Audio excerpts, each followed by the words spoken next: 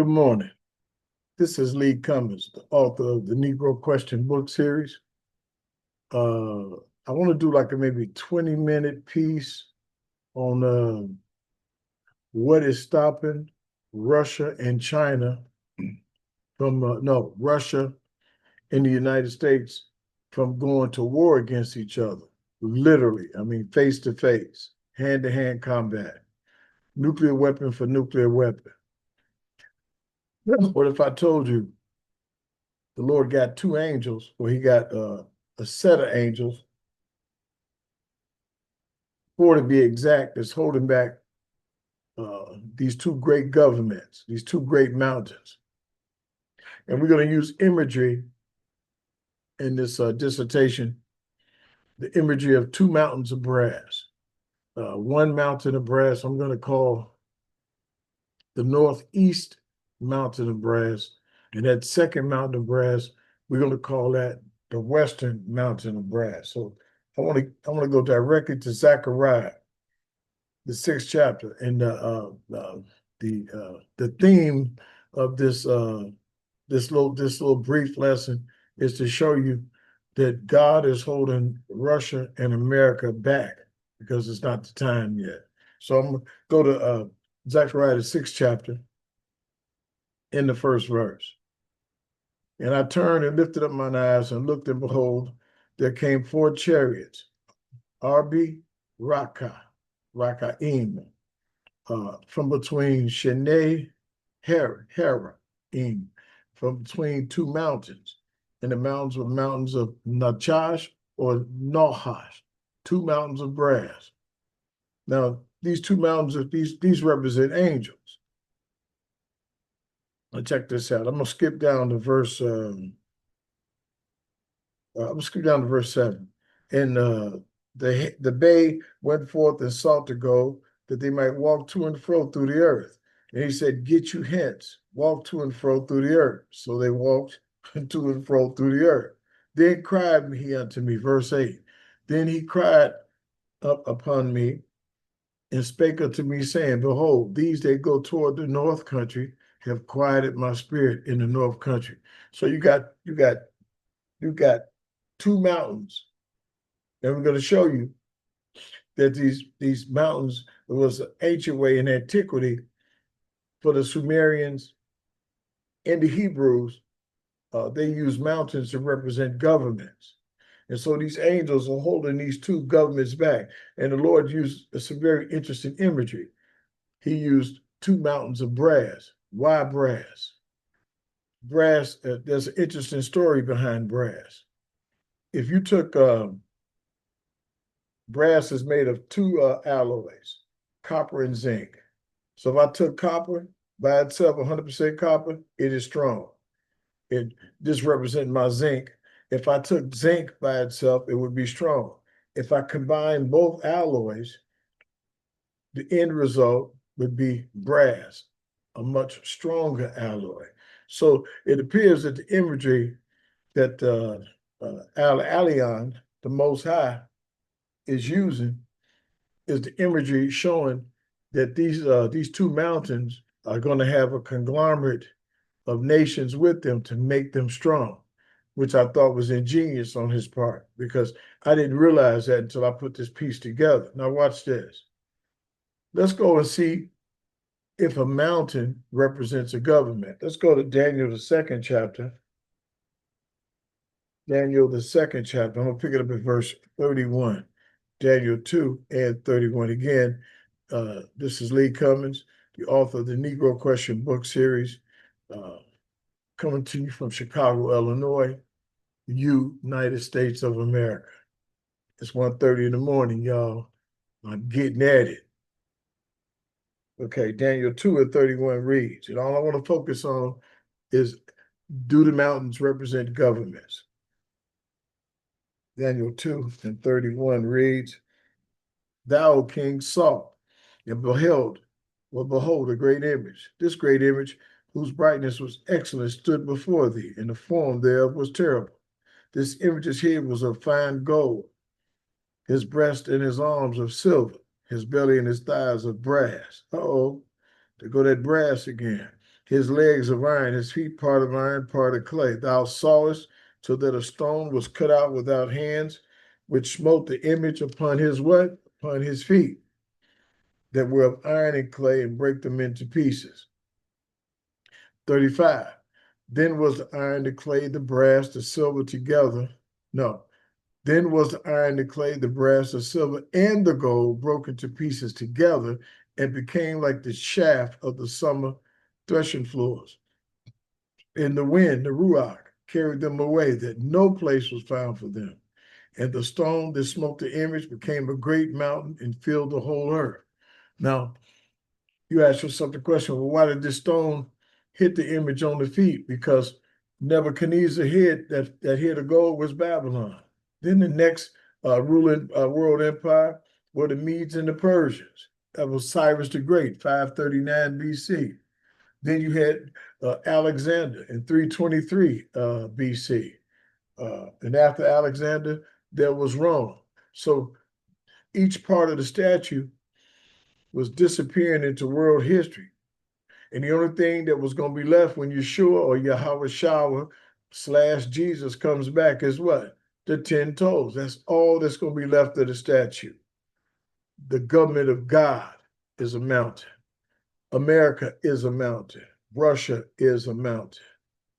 And the 10 toes are 10 mountains or 10 horns, the European Union. Now, let's continue to read, though. Verse 41. And whereas thou saw the feet and toes, part of potter's clay and part of iron, the kingdom shall be divided. There shall be in it the strength of the iron, forasmuch as thou sawest the iron mixed with miry clay. And as the toes of the feet were part of iron and part of clay, so the kingdom shall be partly strong and partly broken. Oh, so he's talking about a kingdom. Now watch this. 43. And whereas thou sawest iron mixed with miry clay, they shall mingle themselves with the seed of men, but they shall not cleave one another, even as iron is not mixed with the clay. This is the European Union. You got Latvia, you got France, you got Britain, you got Germany, you got I think you got Poland, you got a lot of countries that's a part of the European Union and NATO, because both of these good old boy clubs, they overlap. So some of the nations that are part of NATO are part of the European Union. Some of the nations in the EU, the European Union, are part of NATO, the good old boys club. Not one black nation is mixed with the 10 toes. Now check this out. 44. And in the days of these kings, the European Union, the 10 toes, shall the God of heaven set up a kingdom which shall never be destroyed. And the kingdom shall not be left to other people, but it shall break in pieces and consume all these kingdoms, and it shall stand forever. Oh, the government of God and the children of God. 45. For as much as thou sawest that the stone was cut out of the mountain without hands, and that it break in pieces the iron, the brass, the clay, the silver, and the gold, the great God have made known to the king what shall come pass hereafter, a char or a har. And the dream is certain, and the interpretation thereof sure. And this is what Jesus, Yeshua, or Yahweh Shah meant when he said, the stone which the builders rejected have come to head, has become the head of the corner, and that whosoever the stone fell on would grind them to powder. So in the last days, the government of God, which is described as a mountain, is going to fall on this earth at the sound of the seventh trumpet. And the Lord going to take the earth by force. These are the facts. It's the reason why you're getting all these alien movies, because when that heaven rolled back like a scroll, they're going to try to convince you that those are aliens, because they're going to see two gods with afros. Go back and read the first chapter of Revelations. I think the 9th through the 13th verse. And then go back and then read the 7th chapter of Daniel, as it gives a description of the Father having hair like lamb wool, and in Revelations, feet look like had been burned in the furnace. This is not no blue-eyed white Jesus like you've been taught, but that's not the lesson today. Now look, notice now. 2 mountains of brass. And again, a quick synopsis, overview. Brass is composed of 2 alloys, copper and zinc. When you mix copper and zinc together, you get a what? A more mightier alloy called brass. So the Lord is using the imagery of two mountains of brass. It's very subliminal to show the church that these two mountains or these two governments are going to have a conglomerate or a group of nations with them to make them stronger. And we're going to see this. I think we got to go to Ezekiel. Let's go to Ezekiel 38:1. Ezekiel, the 38th chapter, in the first verse. I would have used my flip Bible, but it causes it just makes my computer go bananas. Ezekiel 38:1, and it reads, these, remember I started the presentation off, I said, I'm going to use as an analogy the northeast mountain of brass and the western mountain of brass. So there were two mountains of brass. So I want to look at the northeast mountain of brass in this 38th chapter of Ezekiel, and you're going to be surprised who this is. 38:1, Ezekiel 38:1, the word of the Lord came unto me saying, Son of man, set thy face against Gog, the land of Magog, the chief prince of Meshach, and Tubal, and prophesy against him. Gog is Russia. Magog is Russia. Magog means of God. That's a prefix. The M is like the mem. It's a prefix, of God. The chief prince of Meshach, ancient name of Moscow. So the subject right now is Russia, Gog and Magog. 3, thus said the Lord God, behold, I am against thee, O Gog, the chief prince of Meshach and Tubal. And I will turn thee back and put hooks in thy jaws. I will bring thee forth, and all thine army, horses and horsemen, all of them clothed with all sorts of armor, even a great company, with bucklers and shields, all of them handling swords. Persia is that was under the Medes and the Persians with Cyrus the Great. Well, modern Persia is Iran, Iraq, which are Arab nations. Ethiopia and Libya with them, all of them with shield and helmets. So this alloy, copper, and is mixed with zinc, and the zinc being the Arabian nations, Ethiopia, Libya, which is the ancient name of Africa. These nations, Ezekiel saw this 2,600 years ago. Ezekiel saw the BRICS nations. BRICS is what? Brazil, Russia, India, and China. Although India is not listed here, we're going to pick India up in the 16th chapter of Revelations as one of the kings of the East. So BRICS, the first mountain of brass, which is the northeast mountain of brass, is going to be Arab nations, Ethiopia, which is an African nation, and Libya, which is the whole of Africa. And somebody said, well, you can't prove that. Yes, I can. Let's go down to the 2nd chapter, Acts. And we're going to prove to you that Libya is Africa. And I'm going to show you a couple of maps. 2nd chapter, Acts. You guys call this book, you call this the day of Pentecost. The Hebrews didn't have a word called Pentecost. That is a Greek word. The Hebrews had a feast called Haggai or Chagai Shaboah, which translated means Feast of Weeks. You were supposed to count 7 Sabbaths, and the day after the Sabbath, you were supposed to add as a 50th day. But the Greeks translated and called it Pentecost. Now check this out. Acts, the 2nd chapter, in the 1st verse. And when the day of Pentecost was fully come, they were all with one accord in one place. Who was all in one accord in one place? Verse 5. And they were dwelling at Jerusalem, Jews, devout men out of every nation under heaven. So you heard all these lies that the Gentiles took over the church on the day of Pentecost. There was nothing in Jerusalem but Israelites and devout Israelites that was keeping the law. And another thing that you have to take into that you would have to take into consideration. This was what they call a high Sabbath day. Like you had your weekly Sabbath, but during the course of a year, you would have a high Sabbath day. And if the Sabbath had been done away with, the whole world never would have came down to Jerusalem to keep this high Sabbath day, Haggai Shaboah, or Pentecost. Now check this out. So no Gentiles in Jerusalem. Peter tells you that when he talked to Cornelius. He said, hey man, you know it's unlawful for me to go in to another nation, another people.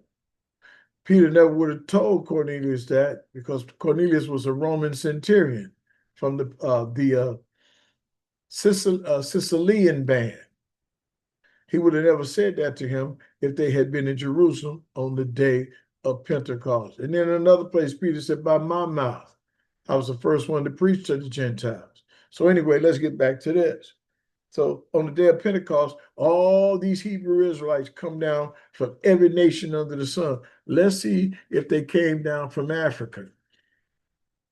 It says at verse 8, and how hear we every man in our own tongue where we were born? Uh-oh, it's going to kill some people. You mean it was black Jews born in Africa that came to Jerusalem on the day of Pentecost? Let me show you.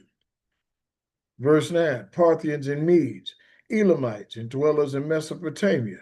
You know, Sargon the Great left his memoirs behind. And in his memoirs, Sargon says, quote, I ruled over the Sagaga. I ruled over the black-headed people. That's how they looked at Mesopotamia. That's another lesson altogether. Verse 10. Now I'm going to finish that. Mesopotamia, Judea, Cappadocia, Pontus, and Asia. These are Cappadocia and Pontus is in Asia, close to the Black Sea. Now check this out. Verse 10, Phrygia, Pamphylia, and Egypt. And in the parts of Libya about Cyrene, and strangers of Rome, Jews and proselytes, Cretes and Arabians. They was all in Jerusalem, right? But I want to go back to verse 10 where it says, in the parts of Libya about Cyrene. Now, why would he mention Libya? Because, you know, we have these Anglo-Saxon European / white seminaries that don't never teach that Libya was the ancient name of Africa. Let's go see that. Now look at this. This is a map from Herodotus. The date on this map is 450 BC. There are only 3 continents known to man at this time. Now you're going to find this to be unique. You had Europe, which is, this is Europa, but they pronounce it Europe now. You had Asia down here to my right. That's your second continent. And then guess what you got? Libya. Well, how come there's no name for Africa? The name in 450 BC, it was known as Libya. Why? The name Africa is a Roman name. It came from the Roman general Scipio Africanus when he defeated Hannibal at the Battle of Carthage. They started calling Carthage after the Roman general Africa, and it spread throughout the earth. Well, some of y'all say, well, it originally was called the land of Ham. I ain't got no problem with that because it's true. Psalm says that. But somewhere along the line, they started calling it Libya. Now check this out. What was it called in 20 AD, during the time of Christ? During the time of Christ, this is the Strabo map. The dating is 20 AD, within 9.5 years of the crucifixion. The Strabo map mentions what? Europa. It also mentions what? The second continent, Asia. And then guess what? Again, we got Libya. So according to Ezekiel, the prophet, 2,600 years ago, he saw the northeast mountain of brass. He saw the BRICS nations. He saw Persia, Iran, which is Arabia, the modern Iran and Iraq. He saw Ethiopia and Libya. He saw Africa with who? With Gog, Magog, or Gog, or those nations that were of God, which means they descended from Russia. All that area around Russia, including the Ukraine, is part of Russia. So this conglomerate of nations, so far, you take Russia by herself. Russia really don't need these other nations. But because of this brass imagery that the Lord is using, Russia is going to make herself stronger by embracing all these nations in BRICS. Well, India is missing from this 38th chapter of Ezekiel, and China is missing. So now what we have to do is we got to go back and finish adding the rest of the nations that belong to the northeast mountain of brass. We're only dealing with the first mountain of brass. Let's go to Revelation 16 and 12. Revelation 16 and 12. And it reads, and the sixth angel poured out his vial upon the great river Euphrates, and the water there was dried up, that the way of the kings of the east might be prepared. Wait a minute. Who are the kings of the east? Let's come across this Euphrates River when that sixth trumpet sound and that sixth vial of wrath is poured. Well, if you go as far east as you can go traveling, whether by foot or car or plane, you end up where? In China, North Korea. So the kings of the east that are confederate with Russia is China, North Korea, and their allies. So now let's put all these BRIC nations together.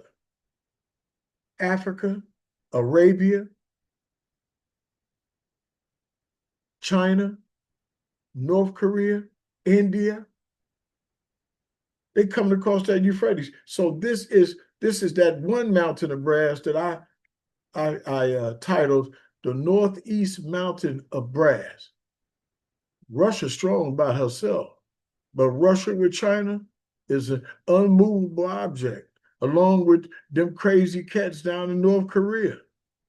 Now let's go look at the Western Mountain of Brass. Now, even though the Western Mountain of Brass made itself strong, without the United States, the Western Mountain of Brass is garbage. We're going to show you this. Let's go look at the West. Let's go to 17. I'm going to go to 13. Revelation 13 and 1. And I stood upon the Revelation 17 and 1. And I stood upon the sand of the sea and saw a beast rise up out of the sea, having 7 heads and 10 horns. I want you to remember these 7 heads and 10 horns. That's going to be the focus to identify this Western Mountain of Brass. It had 7 heads, 10 horns, and upon his horns 10 crowns. 10 crowns, which means that these 10 horns must be 10 kings. And the only 10 kings that we focus on in prophecy these days, in this generation, is the European Union. It says, and upon his horns 10 crowns, and upon his heads the name of blasphemy. And the beast which I saw was like unto a leopard. His feet was as the feet of a bear, and his mouth, the mouth of a lion. And the dragon gave him his power, his seat, and great authority. Now, this beast that's coming up out the sea had 7 heads, 10 horns, and the book said the dragon gave him his what? His power, his seat, and great authority. And real quick, I want to go back to chapter 12 of Revelation. And I want to pick up at verse 7, because we want to see who is the dragon that gave this woman with 7 heads and 10 horns her power, her seat, and great authority. Verse 7, Revelations 12 and 7. Stay with me now. There was war in heaven. A Yab-im Shim-im. War in heaven. Michael and his Malachi, or angels, fought against the dragon, and the dragon fought and his angels. So now Michael is fighting this being the Lord has given him the name of a beast. He calls him a dragon. In verse 9, and the great dragon was cast out, that old serpent called the devil and Satan, which deceives the whole world, and was cast out to the earth, and his angels were cast out with him. So now we know who this dragon is. It's Satan the devil. And the book said, again, in that 13th chapter of Revelation, it said he saw a beast rise up out the sea having 7 heads and 10 horns. And then that verse 2 said, and the dragon gave him his power, his seat, and great authority, 7 heads and 10 horns. let's go to the 17th chapter of Revelations and see if we can identify who this is that Satan the dragon, that old serpent the devil, who did he give this seat and this power to? Revelation 17:1. And there came one of the seven angels who had the seven vials and talked with me, saying unto me, come hither. I will show unto thee the judgment of the great whore, Zana, that sitteth upon many waters.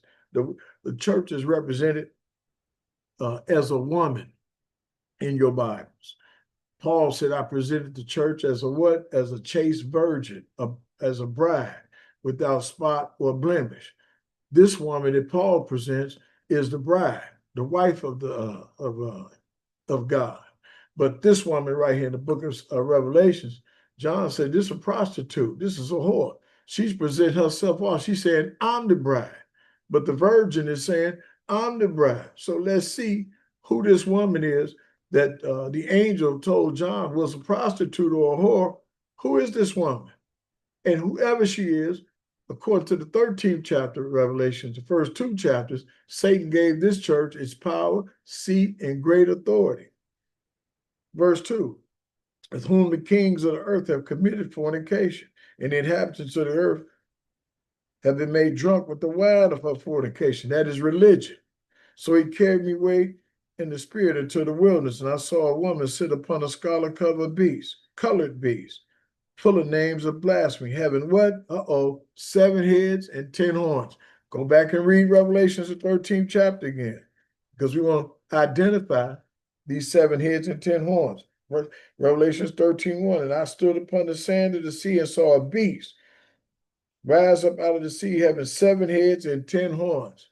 Satan gave this, and Satan gave this in this beast that's riding this beast, or this prostitute or this whore, with the 7 heads and the 10 horns, he gave her seat, her power, and her great authority. Well, let's go see if the book identifies this church. Revelation 17:9. And here's the mind which has wisdom. The 7 heads are 7 mountains on which the woman sits. Only one church on the earth that sits on 7 mountains. That's the Vatican. So the Lord said, here is the mind that have chakma or hakma, wisdom. And if you didn't know this, now you know. Go and do your research. So Satan gave the Vatican its seat, its power, and great authority. Now I'm going to skip down to verse 12. Let's see if we can see what the 10 horns are. And the 10 horns which thou sawest are the kings which have received no power as yet, but receive power as kings 1 hour with the beast. Now check this out. The Vatican by itself, that western mountain of brass, is one of the strongest mountains or governments on the earth. Why? Because it is the largest religious order on the planet. It also has real estate in practically every nation, understand, albeit maybe not China and North Korea and Russia. Don't quote me on that, but I'm pretty sure. So what the Vatican did was, the Vatican has a conglomerate of countries at its disposal, that being the European Union. The religion of the European Union is Catholicism. The only country that's part of the European Union that's not Catholic is Britain, which is Protestant. So somewhere in the future, the Brits going to have to break off from the EU. Now let's look at America. The Vatican, NATO, and the European Union, they're nothing without America. But with the addition of America, now you got what? You got a super military juggernaut. So this imagery that the Lord used in that 6th chapter of Zechariah about the 2 mountains of brass, it makes sense now. All these nations, and all the Europe, the EU and NATO is nothing without America. You add America to the mix, now you got a mountain of brass. Same thing with Russia. Russia is strong. She could probably do it on her own, but she probably suffer a lot of casualties, because the books say in the 9th chapter of Revelations in World War III, 2,600,000,000 men are going to die. So you add the BRICS nations to Russia, Brazil, India, China, parts of Arabia, parts of Africa, and you got a juggernaut for real. So now, what is holding back? Are these two mountains of brass? The United States and Russia? It is the angels of the Lord. And we showed you that in Zechariah, the 6th chapter. But I want to read you something, and I want you to listen to a woman who has great insight. And she's going to make a comment that cannot be ignored. And she's going to be talking about the situation. She's going to be talking about the situation with where you at, Gabby? With Russia and the United States. Now I'm trying to get over here to play this for you. But one thing I noticed about the truth, they try to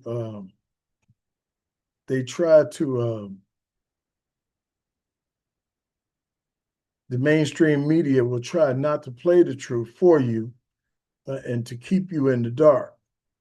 Well, we're not going to do that today. We're going to let you listen to somebody that's going to validate everything that I said in my little lesson today. I want you to hear this woman, because what this woman has to say is of great relevance.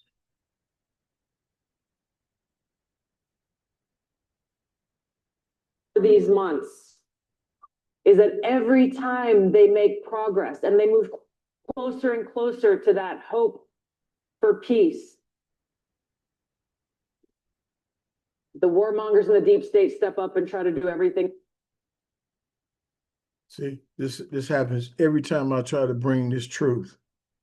They can to stop them. The deep state within the intelligence community weaponizes intelligence to try to undermine progress. They leak it to their friends in the mainstream propaganda media to try to spread this and push a false narrative. They foment fear and hysteria as a way to justify the continuing of the war and their efforts to undermine President Trump's efforts towards peace. And do so specifically in this case in order to try to pull the US military into a direct conflict with Russia, which is ultimately what the EU and NATO want.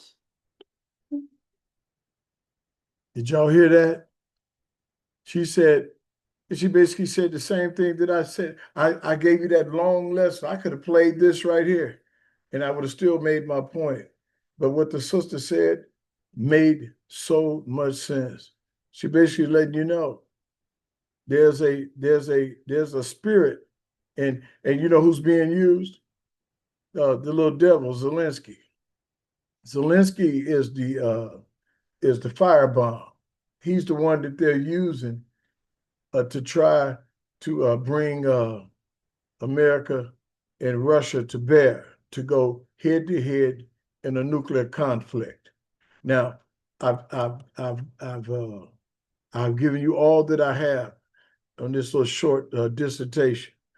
If you are sincere about your research and you love your family and you love your church and you want to know how this thing is going to play out step by step, I'm featuring one of the books that I wrote called The Negro Question, the Seventh Seal. I wrote this book in 3 languages, English, Spanish, and French. This book will walk you to the point of the second return of the Mashiach or Christ, and what is the launching pad? What is the ignition that starts World War III? When the Pope moves from the Vatican to Jerusalem, and he resides in the third temple that's built, that's going to start World War III, because I guess in their minds, he's going to be safe from the nuclear fallout. But again, this book, The Seventh Seal, is the book that I'm featuring for this presentation. I got many more presentations to come. I want to thank you for your time. And like I always say, I fully expect to make it to the finish line, and I fully expect to see you there. God bless you. Have a good day.